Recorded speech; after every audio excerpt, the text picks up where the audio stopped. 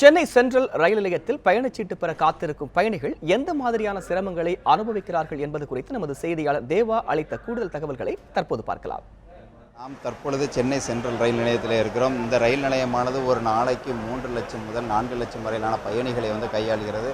தற்பொழுது இந்த 500 ரூபாய் 1000 ரூபாய் நோட்டுகள் செல்லாது என்று அறிவிக்கப்பட்டுள்ள நிலையில் ஏராளமான பயணிகள் அந்த ரூபாய் நோட்டுகளுடனே பயணச்சீட்டு பெறுவதற்காக வருவதை காண முடிகிறது. நாம் தற்பொழுது இங்கே பார்க்கலாம். அதாவது ஏராளமான பயணிகள் காலை முதலே பயணச்சீட்டு பெறுவதற்காக வந்து கொண்டிருக்கிறார். இங்கு புறநகர் ரயில் நிலையம் இருக்கிறது. அதுபோக வெளியூர் செல்வதற்கும் பயணச்சீட்டுகள் இங்கே எடுக்கலாம். ஆனால் இந்த நிலையில் ஏராளமான பயணிகள் 500 ரூபாய் 1000 ரூபாய் நோட்டுகளுடனே வருவதனால் அவர்களுக்கு மற்றவர்களுக்கு இந்த சில்லறை கொடுப்பதிலே மிகவும் சிரமம் இருப்பதாக இந்த ஊழியர்களும் தெரிவித்திருக்கிறார்கள். அது தவிர தங்களுக்கு சில்லறை வழங்காததன் காரணமாக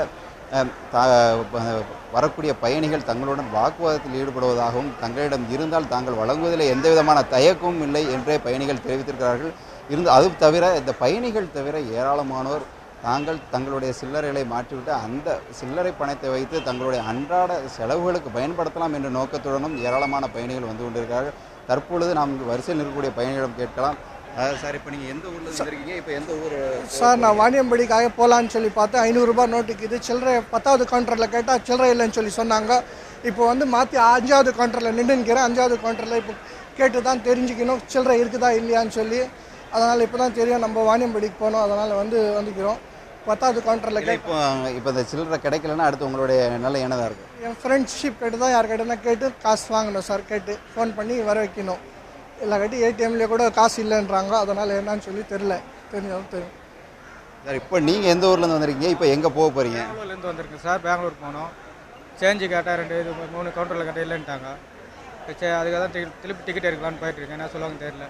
இப்போ கவுண்டரில் நீங்கள் கேட்கும்போது என்ன மாதிரியான பதில்களை சொல்கிறாங்க? சேஞ்ச் இல்லைன்னுறாங்க சார். அதுக்காக தான்.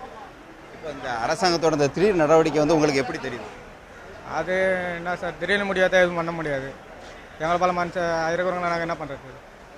அதாவது இந்த வரிசையில் நிற்கக்கூடிய ஏராளமான பயணிகள் அதாவது ஒரு கவுண்டரிலிருந்து மற்றொரு கவுண்டருக்கு மாறி மாறி நிற்கக்கூடிய சூழ்நிலையே காணப்படுகிறது. நாமும் ஏராளமான பயணிகளிடம் இது தொடர்பாக பேசினோம். அதாவது ஒரு கவுண்டரில் சில்லறை வழங்கவிட்டால் அடுத்த கவுண்டருக்கு செல்கிறார்கள், அல்லது அங்கும் வழங்காவிட்டால் அடுத்த கவுண்டருக்கு செல்கிறார்கள். இது போன்ற நிலையே காணப்படுகிறது. அதுபோக ஏராளமான பயணிகள் தாங்கள் அடுத்து என்ன செய்வதென்றும் தெரியாமல், அதாவது வெளியூரிலிருந்து வந்திருக்கக்கூடிய சில பயணிகளிடம் விசாரிக்கும் பொழுது இங்கு வந்த பிறகு இங்கு செலவழிப்பதற்கான எந்த விதமான தொகையும் இல்லாத நிலையில் தாங்கள் என்ன செய்வதென்று தெரியாமல் மீண்டும் தங்கள் சொந்த ஊருக்கே திரும்பி சொல்லி கொண்டிருப்பதாகவும் வருத்தத்துடன் தெரிவித்திருக்கிறார்கள். ஒளிப்பதிவாளர் ராஜேஷுடன் தேவா, நியூஸ் 7 தமிழ், சென்னை.